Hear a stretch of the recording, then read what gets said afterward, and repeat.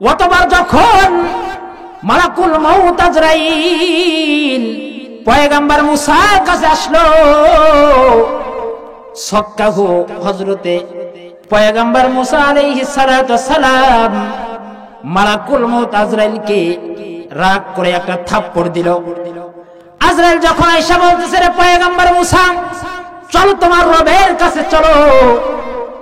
আল্লাহ নবী পয়গম্বর মুসা রাগ করে আজরাইলকে এমন জোরে একটা থাপ্পড় দিল, আজরাইলের একটা চোখ অন্ধ হয়ে গেল। আল্লাহু আকবার বলেন। আল্লাহু আকবার। আয়েশা বলতেছে, চলো তোমার রবের কাছে। রাগ কইরা এমন জোরে থাপ্পড় দিছে, চোখ একটা অন্ধ হয়ে গেছে। ফারাজা ইলা রাব্বিহি, মালাকুল মউত আজরাইল তার রবের কাছে ফিরে গেল, যায় বলতেছে, মালিক রে, ওগো আসমানের মালিক আল্লাহ, তুমি কেমন বান্দার নিকট আমাকে পাঠাইলা। আরসালতানি ইলা আবদিন, তুমি আমাকে কেমন বান্দার নিকট পাঠাইলা রে মালিক। লা ইউরিদুল মাউত, যে নাকি মৃত্যুবরণ করতে চায় না, যে নাকি মরতে চায় না, মরাটাকে পছন্দ করে না রে মালিক, এমন ব্যক্তির নিকট তুমি আমাকে পাঠাইলা। আল্লাহ পাক রব্বুল আলামিন ডাক দেওয়ালে, মালাকুল মউত আজরাইল, যাও যাও, তোমার চোখ আমি ভালো করে দিলাম। আমার পয়গম্বর মুসার কাছে গিয়ে বলো, এরে মুসা আলাইহিস সালাতু সালাম, তুমি যদি দুনিয়াতে জীবিত থাকতে চাও, বেঁচে থাকতে চাও, তুমি যদি মৃত্যুবরণ করতে না চাও, তাহলে তুমি একটা বলদের পিঠের উপরে এভাবে হাত রাখবে, আর হাতের নিচে যতগুলো পশম থাকবে, এক একটা পশমের বিনিময়ে আল্লাহ পাক রব্বুল আলামিন তোমাকে এক এক বছরের হায়াত দেয়া দেবেন। সুবহানাল্লাহ বলেন। কুল্লু নাফসিন যায়িকাতুল মাউত। আল্লাহ পাক রব্বুল আলামিন তামাম পৃথিবীর উম্মতদেরকে, মুসলমানদেরকে জানাইয়া দেন, ও ইমানদার মুসলমান, ও দুনিয়ার মানুষ, তোমরা ভালো করিয়া শুনে নাও, প্রত্যেক প্রাণীকে মৃত্যুবরণ করতে হবে। মৃত্যুর হাত থেকে কেউ বাঁচতে পারবে না। আল্লাহ পাক রব্বুল আলামিনের পরে বলেন, ওয়া ইন্নামা তুওয়াফাউনা উজুরাকুম ইয়াওমাল কিয়ামাহ। এ বান্দা, আমি তোমারে দুনিয়াতে পাঠাইছিলাম, দুনিয়ার হায়াতের জিন্দেগি একদিন শেষ হয়ে যাবে, এরপরে তোমার কবরের জগৎ শুরু হবে, কবরের জগৎও শেষ হয়ে যাবে। কিয়ামতের ময়দানে বান্দা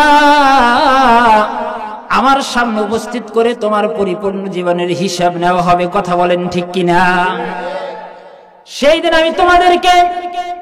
আমি আল্লাহ পাক রব্বুল আলামিন তোমাদেরকে সেই দিন তোমাদের পরিপূর্ণ আমলের বদলা দিব। যে যা করেছো ততটুকুই পাবে, কারো উপর সেদিন জুলুম করা হবে না,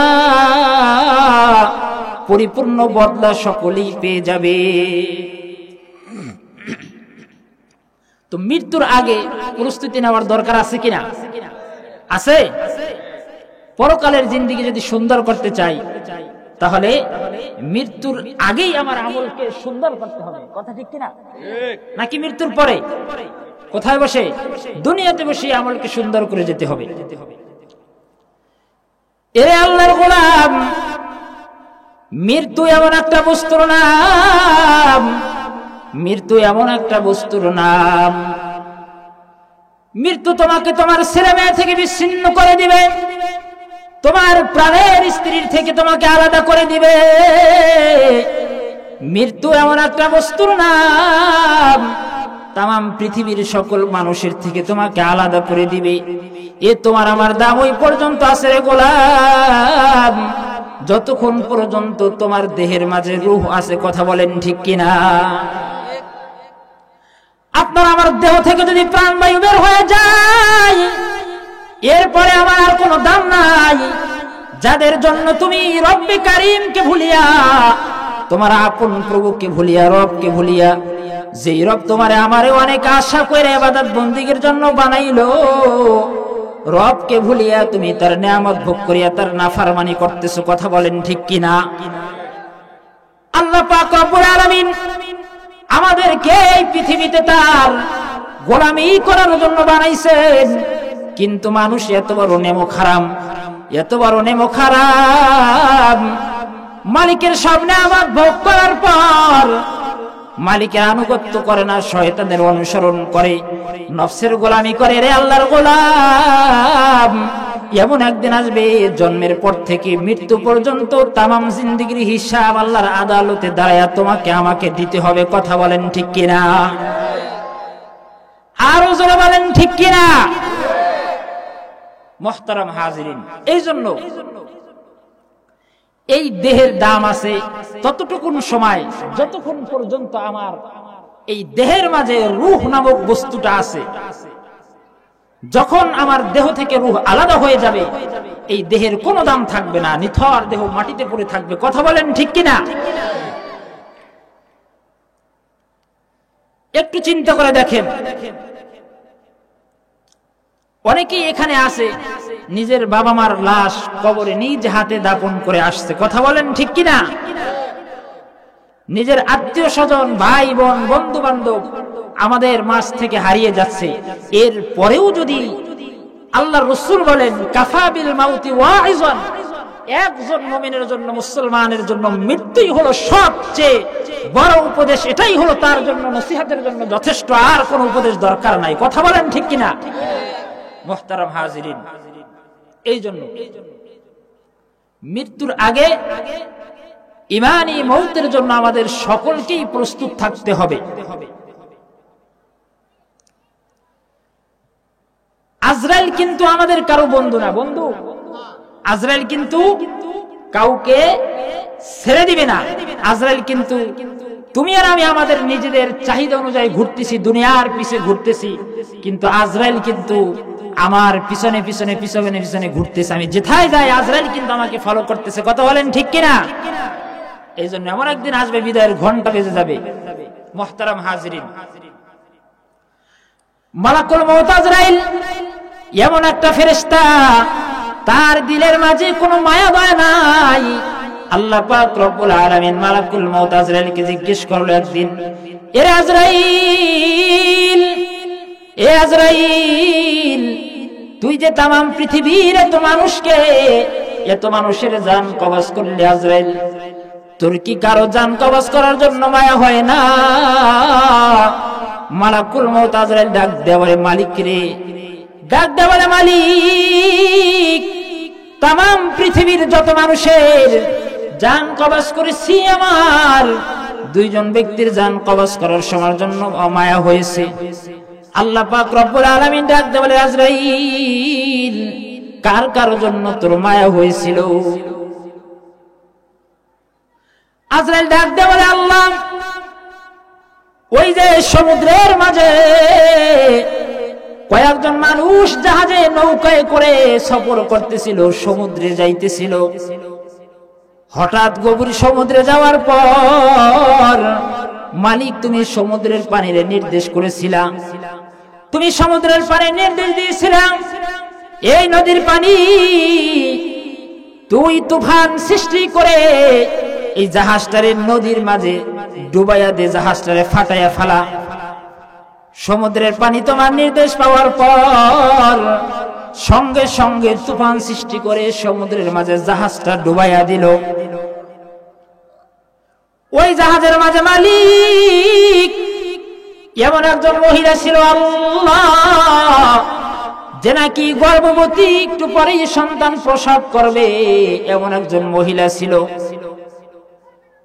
মালিক রে, এই মুহূর্তে ওই মহিলা নৌকাটা যখন ডুবে গেল, সমুদ্রের পানি যখন নৌকা ডুবাইয়া দিল, কিছুক্ষণ পরে মহিলা সন্তান প্রসব করে দিল। এমন সময় আল্লাহ তুমি আমার নির্দেশ করেছিলাম, মালিক, এরে আজরাইল, যা যা তাড়াতাড়ি যে মহিলার জান কবজ কর। ওই মহিলা সন্তানকে প্রসব করার পর যখন একটা তক্তা ভাসতেছিল, সন্তানটা রক্তমাখা অবস্থায় তক্তার উপরে উঠাইয়া যখন রাখলো, আল্লাহ ওই মহিলা শেষবারের জন্য তোমার কাছে দোয়া করেছিল, আসমানের মালিক, আমি তো জানি আমি বাঁচবো না, আয় আল্লাহ তুমি আমার এই সন্তানটাকে তোমার কুদরতে হাতে ছেড়ে দিলাম, আল্লাহ তুমি আমার সন্তানটাকে বাঁচাইয়া রাখো মালিক। এই দোয়া করার পর আল্লাহ ওই মহিলা শেষবারের জন্য তার সন্তানটাকে চুমা খাইতে চাইছিল, বুকে জড়াইয়া আদর করতে চাইছিল। এমতো অবস্থায় মালিক তুমি আমাকে নির্দেশ করেছিল আজরাইল, আর দেরি নয়, এখনই যাও গিয়া মহিলার জান কবজ করে নিয়ে আসো। এমন বিভীষিকাময় মুহূর্তে মা তার সন্তানকে, রক্তমাখা সন্তান, তিনি শেষবারের মতো বুকে জড়াইয়া ধরে আদর করতে চাইছিলেন। এমতো অবস্থায় আল্লাহ নির্দেশ করলেন, যাও তাড়াতাড়ি তার জান কবজ করো। দেখবেন একটু যুবক চিন্তা করো, ভালো করে বুঝো, বুঝার আছে অনেক কিছু, খালি ওয়াজ শুনলাম ভালো লাগলো, কানের মজা, কি কইতেছে, কি করা উচিত এটা তো বোঝার দরকার আছে। কথা বলেন ঠিক কিনা? আমরাও তো মায়ের গর্ভে থেকে এসেছি, কথা ঠিক কিনা? সবাই কিন্তু মায়ের পেট থেকে এসেছি। একটু চিন্তা করেন আল্লাহর গোলাম, আহারে তোমার আমার মা 10 মাস 10 দিন গর্ভে ধারণ করার পর কত যন্ত্রণা বেদনা সহ্য করেছে আমাদের মা। তুমি তো মায়ের গর্ভে ছিলাম, তোমার মা খাবার খাইতে গেছে, এমতো অবস্থায় তুমি তোমার পাও দ্বারা পেটের ভিতরে লাথি মেরেছো, তোমার মা খাবার রাইখা দাঁড়াইয়া গেছে, খাবার খাইতে পারে নাই। তুমি তোমার মায়ের গর্ভে ছিলা রে আল্লাহর গোলাম, তোমার মা ঘুমাইতেছিল, এমন সময় তুমি তোমার মায়ের পেটের ভিতরে হাঁটু দিয়ে লাথি মেরেছো, তোমার মার ঘুম, মা ঘুম থেকে উঠা সোজা বসে আছে পেটের বেদনায়। আরে এত কষ্ট সহ্য করার পর 10 মাস 10 দিন গর্ভে ধারণ করার পর প্রসবের বেদনা যে কি কঠিন, এটা আমার মা বোনেরা ভালো করে বুঝবে। কোন পুরুষ, তামাম পৃথিবীর কোন পুরুষ এটা অনুভব করতে পারবে না। কলসের পর কলস রক্ত ঝরেছে, এরপরে যখন সন্তান ভূমিষ্ঠ হয়, মায়ের পেট থেকে যখন দুনিয়াতে আসে, আসার পর যখন আমার তোমার মা রক্তমাখা সন্তানটাকে ভূমিষ্ঠ হওয়ার পর সর্বপ্রথমে এক নজর কলিজার টুকরাটাকে দেখি, সন্তানের চেহারার দিকে তাকানোর পর সঙ্গে সঙ্গে মায়ের 10 মাসের প্রসবের বেদনার দুঃখ যন্ত্রণা আল্লাহ পাক রব্বুল আলামিন মুহূর্তের মধ্যে বলে দেন সুবহানাল্লাহ। বলেন মাঝে 10 মাস 10 দিন গর্ভে ধরিয়া করেছেন আমাদের ঋণী, গায়ের চামড়া কাটিয়া দিলেও সেই ঋণ শোধ হবে না জানি মা, সেই ঋণ শোধ হবে না জানি। মাঝে 10 মাস 10 দিন গর্ভে ধরিয়া করেছেন আমাদের ঋণী, গায়ের চামড়া কাটিয়া দিলেও সেই ঋণ শোধ হবে না জানি মা, সেই ঋণ শোধ হবে না জানি। কথা বলেন ঠিক কিনা? শোধ করা যাবে মায়ের ঋণ? যাবে না। তো যে ঘটনা বলতেছিলাম, এই মুহূর্তে আল্লাহ তুমি আমার নির্দেশ করেছিলা যে তুমি ওই মহিলার জান কবজ করো, আর দেরি না, এখনই করো। মালাকুল মউত আযরাইল ডাক দেন, আল্লাহ যখন আমি তার জান কবজ করতে গেলাম, আমার দিলের মাঝে মায়া হলো, মালিক রে, তখন তার জান কবজ করার জন্য আমার মায়া হয়েছিল। আল্লাহ পাক রব্বুল আলামিন ডাক দেন, আজরাইল তুই কি জানো আমি ওই নাবালক সন্তানটাকে সমুদ্রের তীরে ভাসায় নিয়া বনের পশু পাখিদের দুধ পান করাইয়া আমি এই সন্তানটাকে লালন পালন করেছি আজরাইল। সুবহানাল্লাহ বলবেন না? আল্লাহ ডাক দিয়ে বলে, আজরাইল আর কার জন্য তোর মায়া হয়েছিল? এটা একজনের কথা বললি, আর একজনকে মালাকুল মউত আজরাইল ডাক দিয়ে বলে আল্লাহ, ওই যে সাদ্দাতের ঘটনা আমরা সবাই জানি। সাদ্দাতে জান্নাত বানাইছিল আল্লাহ তোমার নাফরমানি করে। আল্লাহ নবী পয়গম্বর যখন সাদ্দাতের কাছে দাওয়াত দিল, এই সাদ্দাত আল্লাহর নাফরমানি ছেড়ে দে, আল্লাহ পাকের একাত্মবাদের স্বীকার করে নাও, আমাকে রাসূল হিসেবে মানো, আল্লাহর আনুগত্য করো, তাহলে আল্লাহ তোমার জন্য পরকালে জান্নাত বানায়া রেখেছেন। সাদ্দাত নবীর কথার উত্তর দিল, আমি তোমাকে নবী হিসেবে মানি না, আমার কোনো রব নাই, আমি আল্লাহর জান্নাতে যাইতে চাই না, আমি নিজে জান্নাত বানায়া জান্নাতে প্রবেশ করব, আমি পরকালের জান্নাত চাই না। নাউজুবিল্লাহ বলেন। তো এটা বলার পর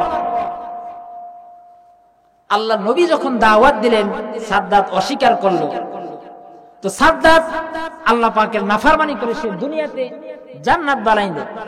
পয়গম্বরের কাছে শুনছিল জান্নাতের ভিতরে নাজ নেয়ামত থাকবে, বিভিন্ন রকমের হুর গিলমান থাকবে। সে ওই দেশের সুন্দর সুন্দর নারীদেরকে আইনা তার জান্নাতের ভিতরে ঢুকাইলো। নাউজুবিল্লাহ বলেন।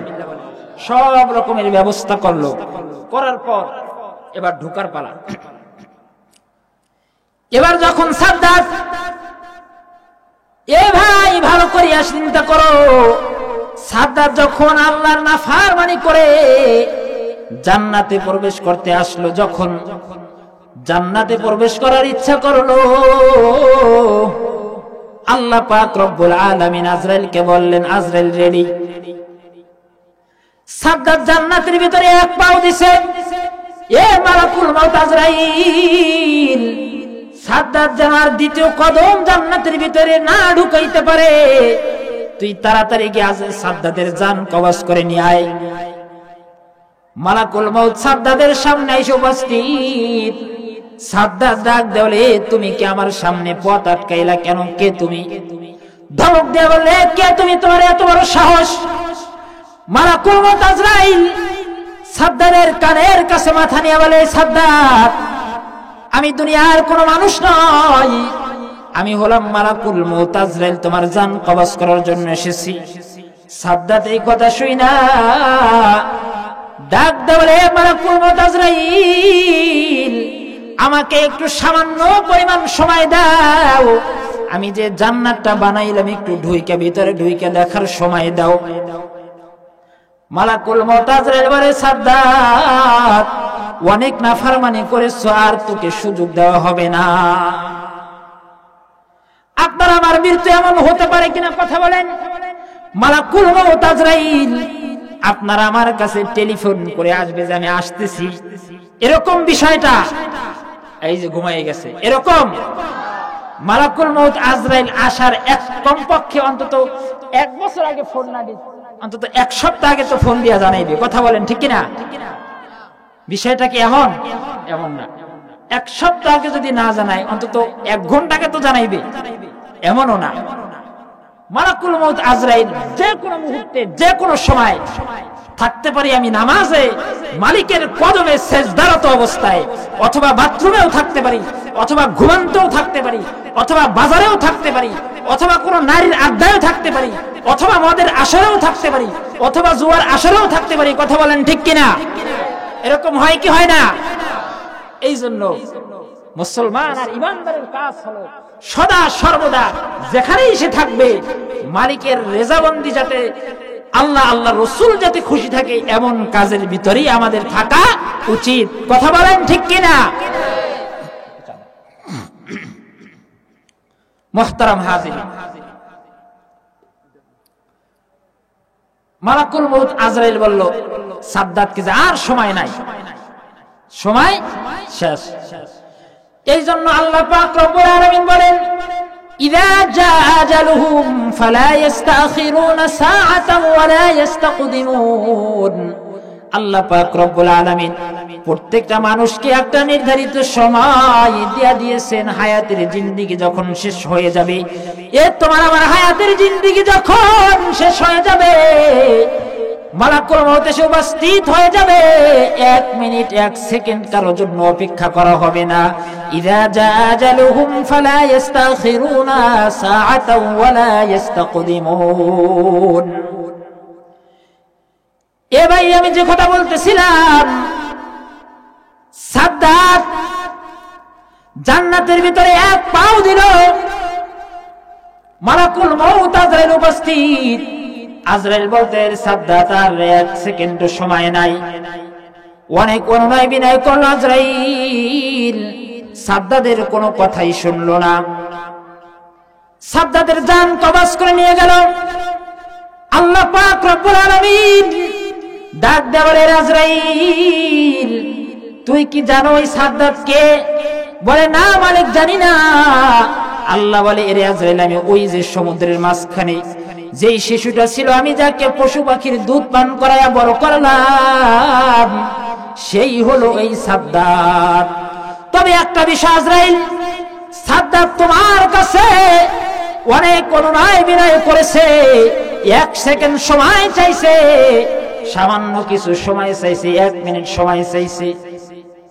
যদি আমি আসমানের মালিক, আমি আল্লাহর কাছে যদি সাদ্দাত এই সময়ও যদি ডাক দেওয়া, তো মালিক অনেক অন্যায় করেছি, গুনাহ করেছি, তোমার নাফরমানি করেছি, মালিক রে অন্যায় হয়ে গেছে রে মালিক, আমার জীবনের গুনাহগুলো মাফ করে দাও।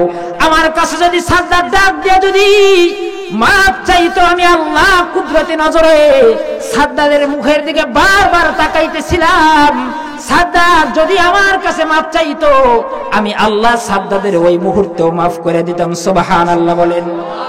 এর গোলামের দল, এর মুসলমান, কত পরিমাণ গুনাহ করেছো, জীবনটা শেষ করে দিছো, গুনার কোনো অভাব নাই।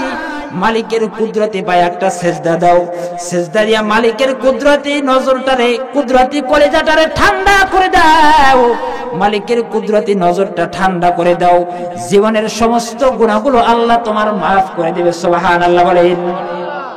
আরেকটু জোরে বলেন না সুবহানাল্লাহ। এই জন্য লা ইলাহা ইল্লাল্লাহু মুহাম্মাদুর রাসূলুল্লাহ সাল্লাল্লাহু আলাইহি ওয়াসাল্লাম।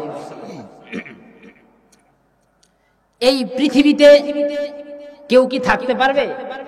আওয়াজ দিতে হবে ভাই, থাকতে পারবে? পারবে না, সবাই চলে যেতে হবে।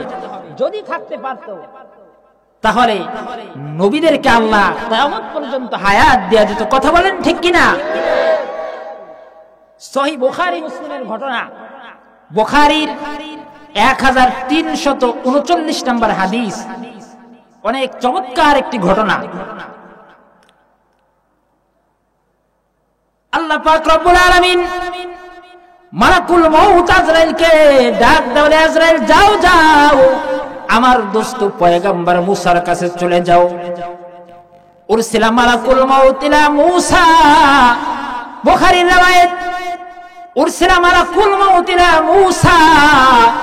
আল্লাহ পাক রব্বুল আলামিন মালাকুল মউত আজরাইলকে মুসা আলাইহিস সালামের নিকট পাঠাইলো। ফালাম্মা জাআহু, অতবার যখন মালাকুল মউত আজরাইল পয়গম্বর মুসার কাছে আসলো, সক্কাহু, হযরতে পয়গম্বর মুসা আলাইহিস সালাতু সালাম মালাকুল মউত আজরাইলকে রাগ করে একটা থাপ্পড় দিল। আজরাইল যখন আয়েশা বলতেছে, রে পয়গম্বর মুসা, চলো তোমার রবের কাছে চলো। আল্লাহর নবী পয়গম্বর মুসা রাগ করে আজরাইলকে এমন জোরে একটা থাপ্পড় দিল, আজরাইলের একটা চোখ অন্ধ হয়ে গেল। আল্লাহু আকবার বলেন। আল্লাহু আকবার। আয়েশা বলতেছে, চলো তোমার রবের কাছে। রাগ কইরা এমন জোরে থাপ্পড় দিছে, চোখ একটা অন্ধ হয়ে গেছে। ফারাজা ইলা রাব্বিহি, মালাকুল মউত আজরাইল তার রবের কাছে ফিরে গেল, যা বলতেছে মালিক রে, ওগো আসমানের মালিক আল্লাহ, তুমি কেমন বান্দার নিকট আমাকে পাঠাইলা। আরসালতানি ইলা আবদিন, তুমি আমাকে কেমন বান্দার নিকট পাঠাইলা রে মালিক, লা ইউরিদুল মাউত, যে নাকি মৃত্যুবরণ করতে চায় না, যে নাকি মরতে চায় না, মরাটাকে পছন্দ করে না রে মালিক, এমন ব্যক্তির নিকট তুমি আমাকে পাঠাইলা।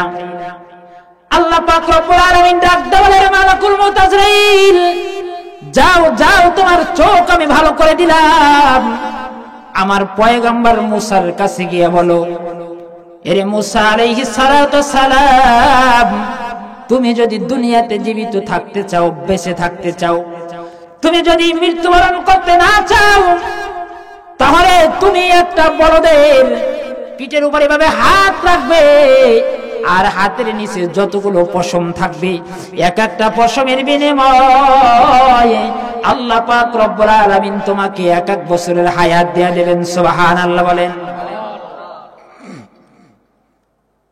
এবার আজরাইল আয়েশা প্রস্তাব দিল, ও আল্লাহর পয়গম্বর মুসা, আপনি যদি দুনিয়াতে থাকতে চান, মালিকের পক্ষ থেকে নির্দেশ। আল্লাহ নবী পয়গম্বর মুসা ডাক দেয়া বলে, মালিক রে, এটাও এই হায়াত তো একদিন শেষ হয়ে যাবে, এই হায়াতের তো একদিন শেষ আছে, তারপরে আমার কি হবে ওগো মালিক? আল্লাহ পাক রব্বুল আলামিন মুসাকে ডাক দেয়া বলে, এ মুসা, তারপরেও তোমাকে মৃত্যুবরণ করতে হবে। পয়গম্বর মুসা বলে, মালিক, যদি আমাকে মৃত্যুবরণ করতেই হয়, তাহলে এখনই আমাকে বাইতুল মাকদাসের ওই যে লাল পাহাড়ের কাছে নিয়ে আমাকে মৃত্যু দাও, আমি আর জীবিত থাকতে চাই না। আল্লাহর নবী পয়গম্বর তিনি হাদিস বর্ণনা করতেছিলেন আর বলতেছিলেন, আল্লাহর কসম, আমি যদি ওই জায়গায় থাকতাম, লাল ভালুকাময় স্তূপের নিচে পয়গম্বর মুসার কবর আমি তোমাদেরকে দেখাইয়া দিতাম। সুবহানাল্লাহ বলেন। বোঝা গেল এই পৃথিবীতে কেউ থাকতে পারবে না, যেতেই হবে, ইচ্ছায় যায় আর অনিচ্ছায় যায়। এই জন্য মালাকুল মউত আজরাইল কিন্তু অনেক ভয়ঙ্কর একজন ফেরেশতা। এই জন্য মুহতারাম হাজিরিন, আজরাইলের সাথে সাক্ষাৎ হওয়ার আগে আমলটাকে সুন্দর করার দরকার আছে কিনা? রাজি আছেন সবাই ইনশাআল্লাহ? আল্লাহ আমাদের সবাইকে তৌফিক দান করুক। মুহতারাম হাজিরিন, মৃত্যুর যন্ত্রণা কিন্তু অনেক কঠিন, অনেক কঠিন। হযরত হাসান বসরি রাহমাতুল্লাহি আলাইহি তিনি বর্ণনা করেন, আল্লাহর নবী পয়গম্বর ইব্রাহিম খলিল আলাইহিস সালাতু ওয়াস সালাম, তিনি তো আল্লাহর দোস্ত ছিলেন। আল্লাহ পাক রব্বুল আলামিন যখন ইব্রাহিম খলিলকে মৃত্যু দান করেন, তাম পৃথিবীর সমস্ত নবীদেরকে আল্লাহ তাদের রূহগুলো একত্রিত করলেন। তারা মৃত্যুর পরে জিজ্ঞেস করলো, ও আল্লাহর বন্ধু ইব্রাহিম, আপনি তো আল্লাহর বন্ধু, আল্লাহ আপনার সাথে দোস্ত বানাইছি, যদি কারো মৃত্যু যন্ত্রণা সহজ হয়, তাহলে আপনারটাই সহজ হওয়া উচিত। কথা বলেন ঠিক কিনা? তো আপনার কাছে মৃত্যুটা কেমন লেগেছে? হযরতে পয়গম্বর ইব্রাহিম ডাক দেয়া বলে নবীদেরকে, আমার কাছে মৃত্যুর যন্ত্রণাটা এত কঠিন মনে হয়েছে, আমাকে যদি তরবারি দ্বারা 1000 বার যদি হত্যা করা হতো, তারপর আমার কাছে সেটাকে সহজ মনে হতো। আল্লাহু আকবার বলেন। কত কঠিন যন্ত্রণা! শুধু তাই নয়, মালাকুল মউত আজরাইল লোহার মাথা বাঁকানো লোহার পেরাক নিয়ে সমস্ত শরীরের প্রতিটা লোমের ভিতরে ঢুকাইয়া দিল। ঢুকাইয়া যখন টান মারলো, আমার রূহটা যখন হৃৎপিণ্ডে এসে উপস্থিত হলো, মালাকুল মউত আজরাইল যখন একের পর এক মৃত্যুর বিষ যখন আমার দেহের মাঝে মারতেছিল, আমার আত্মাটাকে মনে হয়েছে অসহায় চড়াই পাখির মতো। যেমন করে একটা চড়াই পাখির যদি জ্বলন্ত ড্যাগের মাঝে যদি তৈলাক্ত তৈল যদি টকবক করে, এমন ড্যাগের ভিতরে যদি ছাড়া হয়, চড়াইটা মৃত্যুবরণ করে না, আবার সে উড়েও যেতে পারে না, কেমন অসহায়। আমার কাছে এরকম অসহায় মনে হয়েছে। এরে আল্লাহর বান্দা, মৃত্যু যন্ত্রণা কিন্তু অনেক কঠিন, অনেক কঠিন। এমন মৃত্যুর যন্ত্রণার সবাই কিন্তু মুখোমুখি হতে হবে। এ মা বোনেরা, একটু ভালো করিয়া চিন্তা করো। আর কত আল্লাহর নাফরমানি করবা, আর কত পর্দা ছাড়া চলাফেরা করবা, কথা বলেন ঠিক কিনা?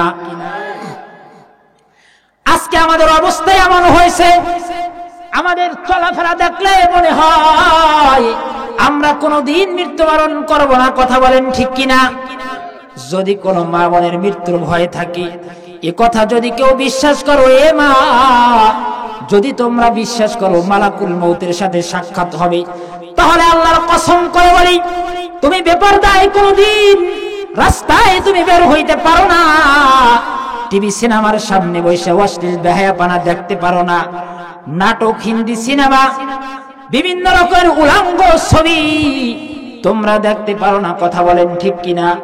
শুধু যে মা বোনরা দেখে তা কিন্তু নয়, যুবকেরাও কিন্তু দেখে, কথা বলেন ঠিক কিনা? এই জন্য মালাকুল মউত আজরাইল কিন্তু আমাদের কাউকে ছাড়বে না। আজরাইলের সাথে সাক্ষাৎ হওয়ার আগে আমাদের আমলকে সুন্দর করা দরকার।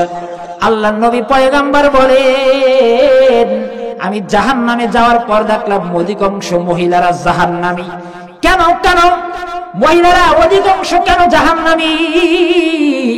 কারণ হলো মহিলারা সবচেয়ে বেশি অলস, কথা বলেন ঠিক কিনা? নামাজের ব্যাপারে অলস, ইবাদতের ব্যাপারে অলস, পর্দার ব্যাপারে অলস, স্বামীর খেদমতের ব্যাপারে অলস, সব দিক দিয়ে অলস। এরা আজাইরা গল্প, কিসসা, কাহিনী, মানুষের গীবতে এরা এক নাম্বার। আওয়াজ দিয়ে বলেন কথা ঠিক কিনা? এই জন্য আল্লাহর নবী বলেন, যে মহিলারা বেপরদায় চলাফেরা করবে, তাদের শরীর মানুষদেরকে দেখাইবে। আল্লাহর নবী বলেন, কিয়ামতের দিন আল্লাহ পাক রব্বুল আলামিন তাদের স্থানের ভিতরে জাহান্নামের আগুনের আংটার লাগায়া তাদেরকে ঝুলাইয়া ঝুলাইয়া শাস্তি দেবে। নাউজুবিল্লাহ বলেন। আরেকটু আস্তে বলেন না, নাউজুবিল্লাহ। সাবধান, এই রূপ তোমরা কাদেরকে দেখাইতেছো? আজকে রাস্তাঘাটে, বাজারে, এখানে সেখানে যাওয়াই যায় না মহিলাদের বেপরদার কারণে, কথা বলেন ঠিক কিনা? আজকে এক শ্রেণীর বাংলার জমিনে তাম পৃথিবীব্যাপী স্লোগান তুলে নারীদের সমান অধিকার দিতে হবে। এই সমান অধিকারের লোভ দেখায়া আজকে আমাদের মা বোনদেরকে ঘর থেকে বের করে দিয়েছে, কথা বলেন ঠিক কিনা? সমান অধিকারের লোভ দেখায়া আজকে আমাদের মা বোনদেরকে ঘর থেকে বের করে আজকে এই বাংলার জমিনে 2019 সালে ধর্ষণ এত পরিমাণে হয়েছে, আমার মনে হয় না বিগত কোন বছর এত পরিমাণে বাংলার জমিনে নারীরা ধর্ষিত হয়েছে, কথা বলেন ঠিক কিনা?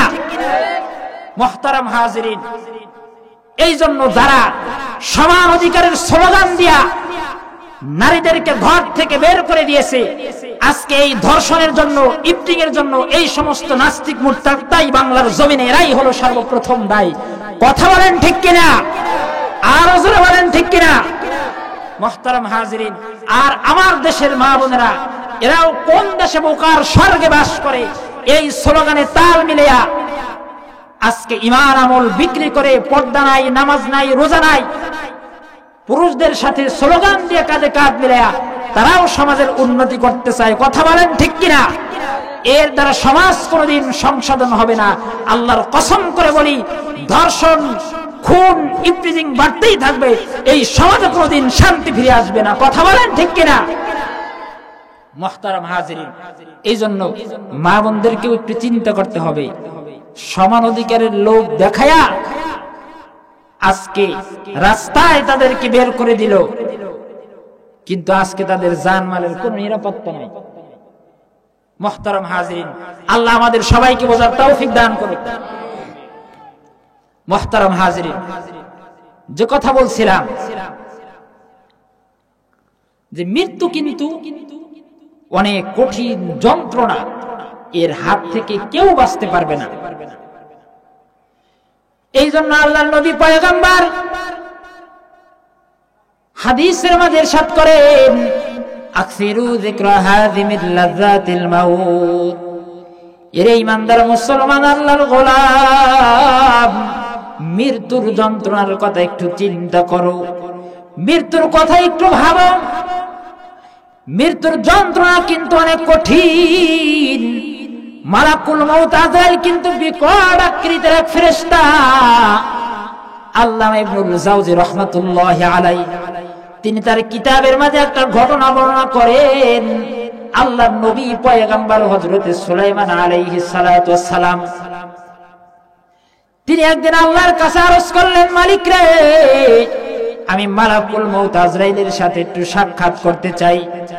আল্লাহ পাক রব্বুল আলামিন মালাকুল মউত আজরাইলের সাথে সাক্ষাৎ করার যে আবেদন করলেন, তার দোয়া কবুল করলেন। আল্লাহ পাক রব্বুল আলামিন পয়গম্বর সুলাইমান আলাইহিস সালাতু ওয়াস সালামের ঘরে আজরাইলকে পাঠিয়ে দিলেন, আজরাইল যাও, আমার পয়গম্বর সুলাইমান তোমার সাথে সাক্ষাৎ করতে চাইছে, তুমি সুলাইমানের ঘরে চলে যাও। মালাকুল মউত আজরাইল যখন সুলাইমানের ঘরে গিয়ে সালাম দিল, হযরতে পয়গম্বর সুলাইমান ডাক দিয়ে বলে, ভাই তুমি কে? সালামের উত্তর দেওয়ার পর জিজ্ঞেস করতেছে, তুমি কে? তুমি তোমার মতো মানুষ তো আমি কোনোদিন এই পৃথিবীতে দেখি নাই, তোমার আকৃতি তো ভিন্ন রকমের, সত্যি করে বলো তুমি কে, কেন এসেছো? মালাকুল মউত আজরাইল ডাক দিয়ে বলে, রে পয়গম্বর সুলাইমান, আমি হলাম আল্লাহ পাকের একজন ফেরেশতা। সুলাইমান বলে, আল্লাহ পাকের ফেরেশতার ভিতরে তুমি কোন ফেরেশতা? তোমার নাম কি আমাকে বলো। মালাকুল মউত আজরাইল যখন ডাক দিয়ে বলে, ও পয়গম্বর সুলাইমান, আমি হলাম আল্লাহ পাকের ফেরেশতাদের মাঝে মালাকুল মউত আজরাইল। হযরতে পয়গম্বর সুলাইমান এই কথা শোনার সঙ্গে সঙ্গে ঘরের সব সদস্য সহ বেহুশ হয়ে পড়ে গেল জমিনের ভিতর।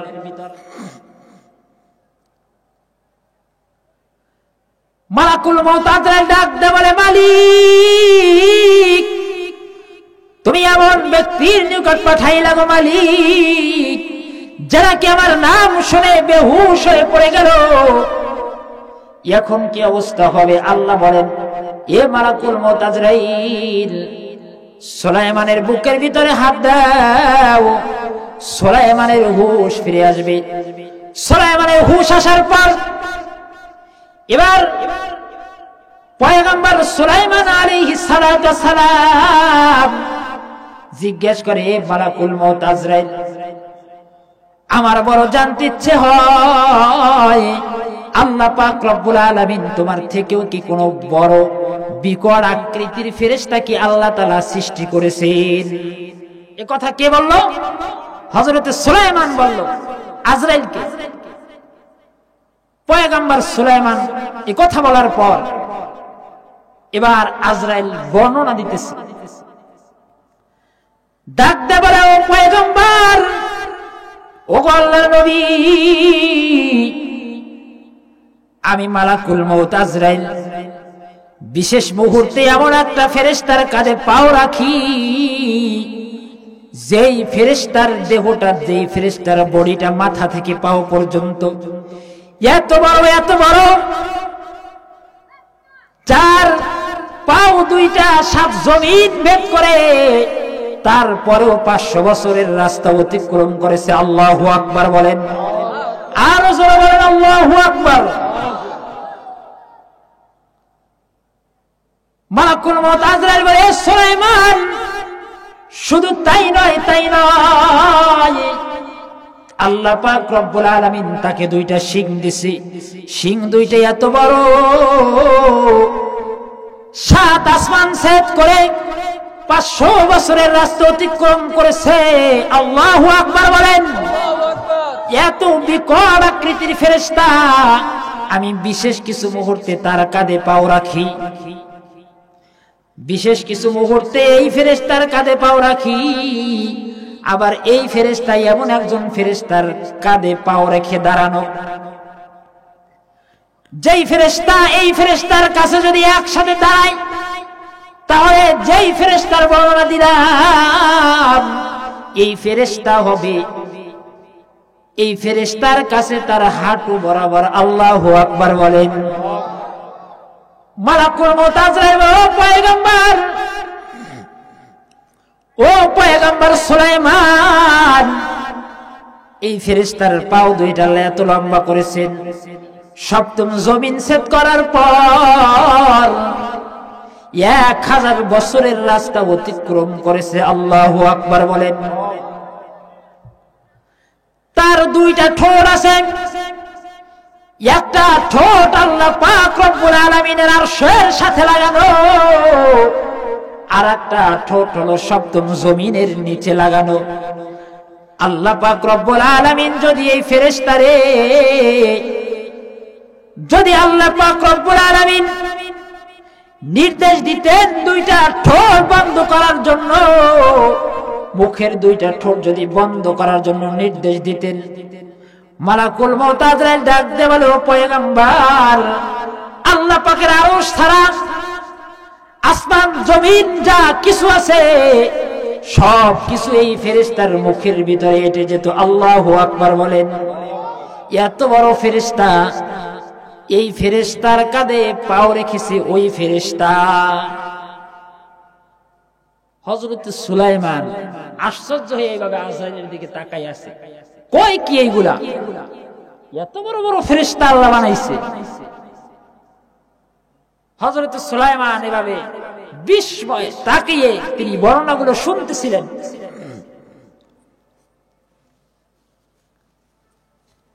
এরপরে মালাকুল মউত আজরাইল ডাক দিয়ে বলে, ও পয়গম্বর সুলাইমান, আল্লাহ পাক রব্বুল আলামিন এর থেকেও বড় একজন ফেরেশতা আল্লাহ বানাইছে, যেই ফেরেশতা এত বড় যার পাও দুইটা। আগে যে ফেরেশতাদের কথা বর্ণনা দিছি তার থেকেও সেগুলো অতিক্রম করার পর 1000 বছরের রাস্তা দূরত্ব পরিমাণ ভেদ করে চলে গেছে। আল্লাহু আকবার বলেন। শুধু তাই নয়, এই ফেরেশতা সদা সর্বদা তার মুখটা খোলা আছে, জবানটা খোলা আছে, সদা সর্বদা আল্লাহ পাকের তাসবিহ জপতে থাকে। তার নাক থেকে জাহান্নামের লু হাওয়ার মতো বাতাস বের হয়।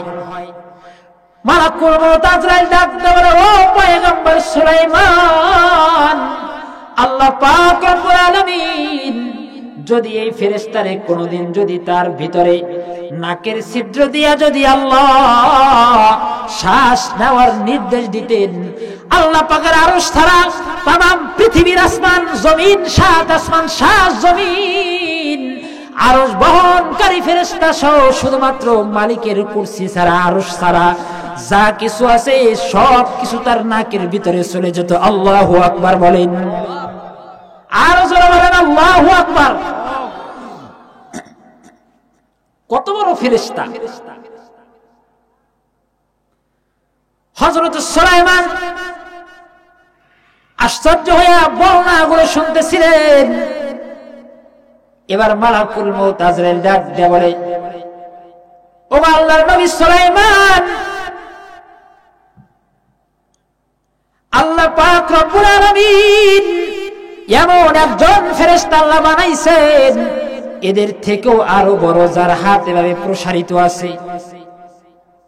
আল্লাহ পাক রব্বুল আলামিন যদি তাকে তার হাতের কবজিটা কিভাবে মুষ্টিবদ্ধ করার নির্দেশ দিতেন, আল্লাহ পাকের আরশ ছাড়া যা কিছু আছে এই যে ফেরেশতাদের বর্ণনা দিলাম এরা সহ সব কিছু তার হাতের কবজির ভিতরে এঁটে যেত। আল্লাহু আকবার বলেন।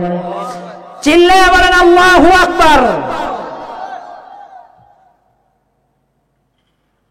সুলাইমান আলাইহিস সালাতু ওয়াস সালাম এই বর্ণনা শুইনা তিনি ঘাবড়াইয়া গেছেন। ডাক দিয়ে বলে, এ মালাকুল মউত আজরাইল, তুমি তোমার বর্ণনা বন্ধ করে দাও, আমি আর এই বর্ণনা শুনতে পারছি না, আমার শরীরের মাঝে কম্পন শুরু হয়ে গেছে আজরাইল, আমি আর এই ফেরেশতাদের বর্ণনা শুনতে চাই না। এই যে দেখো আমার প্রাণবায়ু বের হয়ে যাওয়ার উপক্রম হয়েছে, তুমি থামো, আমি আর এই ফেরেশতাদের বর্ণনা শুনতে চাই না। মালাকুল মউত আজরাইল ডাক দিল, গো পয়গম্বর সুলাইমান, আমি যাদের কথা বর্ণনা দিলাম এরা ছাড়াও আরো এমন কিছু ফেরেশতা আল্লাহ বানাইছেন যাদের কথা এখন আপনার কাছে বলি নাই। যাদের কথা বর্ণনা দিলাম এই ফেরেশতারা হলো ওই ফেরেশতাদের কাছে যাদের কথা এখনো আপনার কাছে বলি নাই। হাতির কাছে যেমন মাছির পাখা, এই ফেরেশতারা হলো ওই ফেরেশতাদের কাছে এরকম সমান। চিল্লায়া চিল্লায়া বলেন সুবহানাল্লাহ। কি বুঝলেন? যাদের কথা আমি বললাম আপনার কাছে এরা তো কিছুই না, যাদের কথা এখনো বলি না এরা হলো হাতির কাছে মাছির পাখা যেমন এমন। এই মালাকুল মউত বিকট আকৃতি ধারণ করে কিন্তু আপনার আমার সবার সাথেই কিন্তু সে মোলাকাত করবে। কথা বলেন ঠিক কিনা? এই জন্য আল্লাহ পাক রব্বুল আলামিন বলেন, কুল্লু নাফসিন যায়িকাতুল মাউত, এ দুনিয়ার মানুষ প্রত্যেক প্রাণীকেই মৃত্যুবরণ করতে হবে। মৃত্যুর হাত থেকে কেউ কিন্তু বাঁচতে পারবে না। বান্দা মরার আগে মরার জন্য প্রস্তুত হয়ে যাও, মৃত্যুর আগে প্রস্তুতি গ্রহণ করো। আল্লাহর নবী পয়গম্বর ডাক দিয়ে বলে, ক্বালা রাসূলুল্লাহ সাল্লাল্লাহু আলাইহি ওয়াসাল্লাম, মুতু ক্বাবলা আন তামুতু। এর নবীর উম্মতের দল, মৃত্যুবরণ করার আগে মৃত্যুবরণ করো। এ কথাটা আবার কেমন? অর্থাৎ মৃত্যুর আগে তুমি তোমার নিজের নফসটাকে তুমি সামলাও, গুনাহ থেকে বিরত রাখো। আল্লাহর নবী পয়গম্বর অন্য হাদিসে বলেন, আল কাইসু মান দানা নাফসাহু ওয়া আমিলা লিমা বা'দাল মাউত। এ দুনিয়ার জ্ঞানীরা, তোমরা তো জ্ঞানী মনে করো, সফলতা মনে করো যে 10 তলা বাড়ি বানাইছি, সফল কাম হয়ে গেছে, আমার আর কে পায়? কোম্পানির মালিক হয়ে গেছে, আমার আর কে পায়? কথা বলেন ঠিক কিনা? কিন্তু আল্লাহর নবী বলেন, আল কাইসু মান দানা নাফসাহু, বুদ্ধিমান ওই ব্যক্তি যে নাকি মৃত্যুর পরের জিন্দেগির জন্য আমল করে নাই, পরকালের জন্য আমল করে, বুদ্ধিমান হলো ওই ব্যক্তি। এই জন্য নিজের নফসের আনুগত্য করা যাবে না, নফসটাকে দমায়া আল্লাহর রাসূলের সন্তুষ্টির প্রতি লাগাইয়া দিতে হবে। এর আল্লাহর গোলাম। এই জন্য আল্লাহর রাসূল বলছেন, মুতু ক্বাবলা আন তামুতু, মরার আগে মৃত্যুবরণ করো। অর্থাৎ মরার আগে মৃত্যুর জন্য পরিপূর্ণ প্রস্তুতি নাও। ওয়াহাসিবু ক্বাবলা আন তুহাসাবু, এ ঈমানদার মুসলমান, নিজের কিয়ামতের দিন আল্লাহর আদালতে দাঁড়ায়া কিন্তু তোমাকে হিসাব দিতে হবে। সেই দিন হিসাব দেওয়ার আগে আল্লাহর বান্দা নিজে নিজে একটু হিসাবটা মিলাইয়া নাও। কথা বলেন ঠিক কিনা?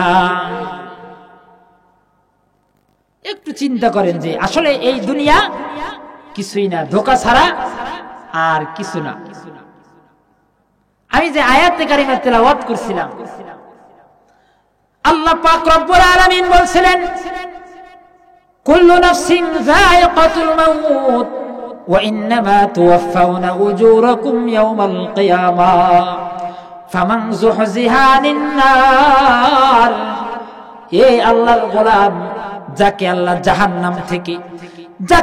জাহান্নাম থেকে বাঁচায়া ওয়া উদখিলাল জান্নাহ, আল্লাহ পাক রব্বুল আলামিন যাকে জান্নাতের মেহমান বানাইলো, জান্নাতে যাকে প্রবেশ করায় দিল রে গোলাম, সেই তো সফল কাম। আল্লাহ বলেন তারাই হলো সফল কাম। সুবহানাল্লাহ বলেন।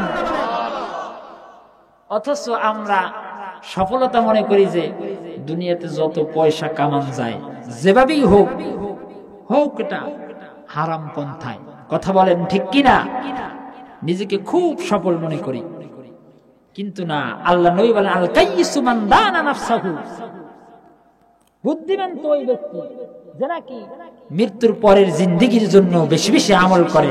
ওয়াল আজিজু মান আতবা নাফসাহু হাওয়াহা ওয়া তামান্না আলাল্লাহ, নির্বোধ আহম্মক বেয়াকুফ হলো ওই ব্যক্তি যে আমল করে না, ঘুমায়। কিছু কিছু মানুষ আছে ওয়াজ শুনতে আইয়াও ঘুমায়। কথা বলেন ঠিক কিনা? আপনারা কি ঘুমান্ত না জাগ্রত? একটু হাত নাড়া দেন তো সবাই, দেখি কে কে ঘুমান্ত আছেন। যারা যারা ঘুমায় আছেন একটু হাত নাড়া দেন তো। আচ্ছা, জাগ্রত আছেন কে কে? একটু হাত নাড়া দেন তো। মাশাআল্লাহ, দেখা যায় সবাই জাগ্রত আছে। আল্লাহ আমাদেরকে আজকের এই মাহফিলের শেষ পর্যন্ত থাকার তৌফিক দান করুক, সকলে বলে আমিন। শুনে আলোচনা শেষ করে এরপরে যাবো ইনশাআল্লাহ। কে কে রাজি আছে একটু হাত জাগাই। আল্লাহ তুমি আমাদের সবাইকে কবুল আর মঞ্জুর করো, সকলে বলে আমিন। হাত নামাই। বলছিলাম এই দুনিয়াতে বসেই কিন্তু পরকালের সামান তৈরি করার জায়গা। কথা বলেন ঠিক কিনা? আল্লাহ পাক রব্বুল আলামিন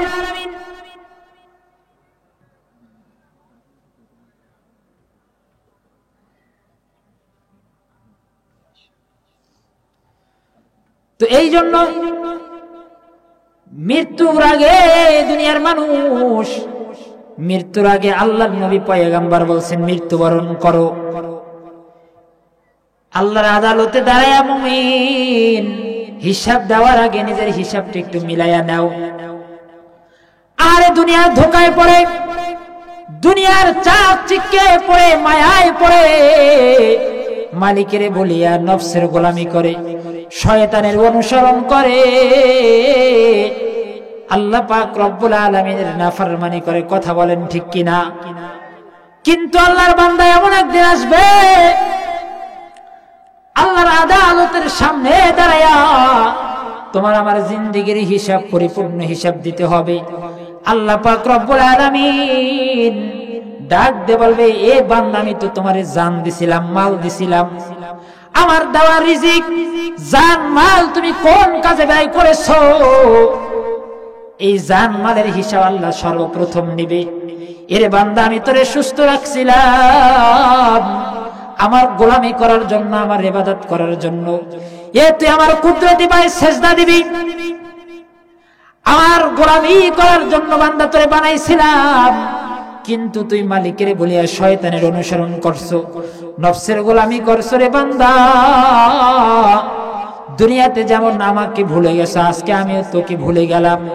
কথা বলেন ঠিক কিনা? আল্লাহ কথা বলবেন। এই জন্য এ ভাই, পরকালের কিয়ামতের ময়দানে ওঠার আগে আমাদের জান মাল আল্লাহর রাস্তায় খরচ করার দরকার আছে কিনা? আওয়াজ দিয়ে বলেন আছে কিনা? আছে। হযরতে মালিক ইবনে দিনার রাহমাতুল্লাহি আলাইহি একদিন কোথাও যাইতেছিলেন, জাফর ইবনে সুলাইমান তিনি বর্ণনা করেন, আমি শাইখের সাথেই ছিলাম। কিছু দূর যাওয়ার পর দেখলাম এক যুবক সুন্দর একটা বাড়ি বানায়, সুন্দর একটা বাড়ি বানাইতেছে। মালিক ইবনে দিনার ডাক দে বলে, সুলাইমান। জাফর ইবনে সুলাইমানকে ডাক দে বলে, জাফর, এই যুবকের জন্য আমার মায়া হয়। এই যুবক বয়সে আল্লাহকে ভুলিয়া পরকালের চিন্তা ত্যাগ করে সামান্য দুনিয়াতে কয়েকদিন থাকার জন্য কত সুন্দর বাড়ি বানাইতেছে রে আল্লাহর বান্দা, আমার তার জন্য মায়া হইতেছে, চলো আমরা তার কাছে যাই। মালিক ইবনে দিনার তার কাছে গিয়া বলতেছে, আল্লাহর বান্দা, এই যে সুন্দর বাড়ি তুমি বানাইতেছো, এই বাড়িতে কি তুমি নিশ্চিত থাকতে পারবা? কোনো গ্যারান্টি আছে? যুবক উত্তর দেয়, শাইখ আমার, এ কথার তো কোনো নিশ্চয়তা নাই, বানানোর পর যে আমি ভোগ করতে পারবো। কথা বলেন ঠিক কিনা? এই ইমানদার মুসলমান, এই আল্লাহর গোলাম, এই দুনিয়া কত কিছু করলাম, হারাম পন্থায় টাকা উপার্জন করলাম, নিজের ছেলে মেয়ের জন্য, স্ত্রীর জন্য অবৈধ পন্থায় আল্লাহর রাস্তায় খরচ না করে রাইখা গেলাম, কিন্তু আমার হায়াতের ঘন্টা একদিন শেষ হয়ে যাবে, বিদায় বাঁশি বেজে যাবে, কিন্তু আমার সন্তানরা ভোগ করবে। কথা বলেন ঠিক কিনা? সন্তান ভালো হইতে পারে, খারাপও হইতে পারে। ভালো হইলে তো আলহামদুলিল্লাহ, ভালো শোনায় সোহাগা। আর যদি খারাপ হয়, হারাম পন্থায় হালাল হারাম নামাই না পয়সা উপার্জন করে রাইখা যাইবেন, আপনি ভোগ করবে সন্তান, কবরে বৈশা মাইর খাইবে না আপনি। কথা বলেন ঠিক কিনা?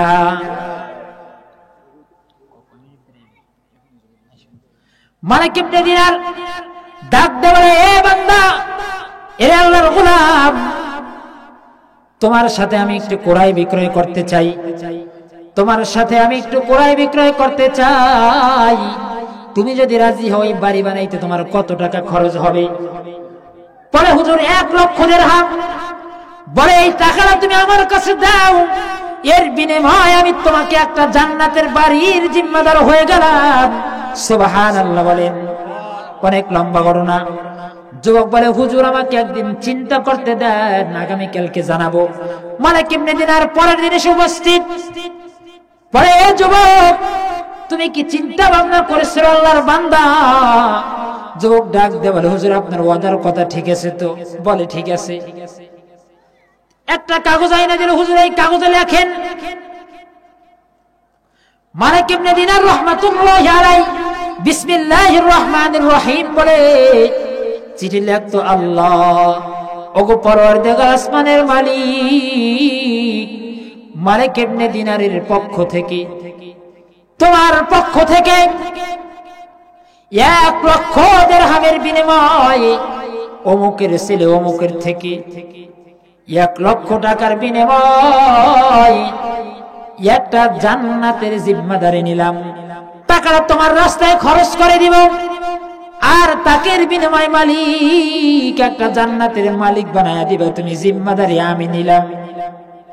মালিক রে, তোমার পক্ষ থেকে আমি জিম্মাদারি নিলাম। এই কথাগুলো তিনি একটা কাগজের ভিতরে লিখে দিলেন। এবার মালিক ইবনে দিনার 1 লক্ষ দিরহাম নিয়ে চলে গেলেন। জাফর ইবনে সুলাইমান বলেন, তিনি সব টাকাগুলো আল্লাহর রাস্তায় দান করে দিলেন। সন্ধ্যায় তার আহার করার মতো একটা পয়সা ছিল না। আল্লাহু আকবার বলেন। তো এরপরে যুবক, কিছুদিন পরেই যুবকের ইন্তেকাল হয়ে গেল। মালিক ইবনে দিনার 40 দিন পর মসজিদের মেহরাবে একটা কাগজ দেখতে পাইতেছে। ওই যে কাগজটায় তিনি লিখছিলেন, জল ছাপায় অপর পৃষ্ঠায় লেখা, কাগজের ভিতর লেখে, মালিক ইবনে দিনার, তুমি যেই জান্নাতের জিম্মাদারি নিয়েছিলা, আসমানের মালিক আমি আল্লাহ পরওয়ারদিগার, তোমার পক্ষ থেকে আমি আমার বান্দারে 1 লক্ষ টাকার বিনিময়ে আমি তারে জান্নাতের ভিতরে, তুমি তো একটা জান্নাতের বাড়ির ওয়াদা করেছিলা, আমি আল্লাহ পাক রব্বুল আলামিন তোমার পক্ষ থেকে তাকে 70 গুণ বাড়াইয়া দিয়ে দিয়েছে। সুবহানাল্লাহ বলেন।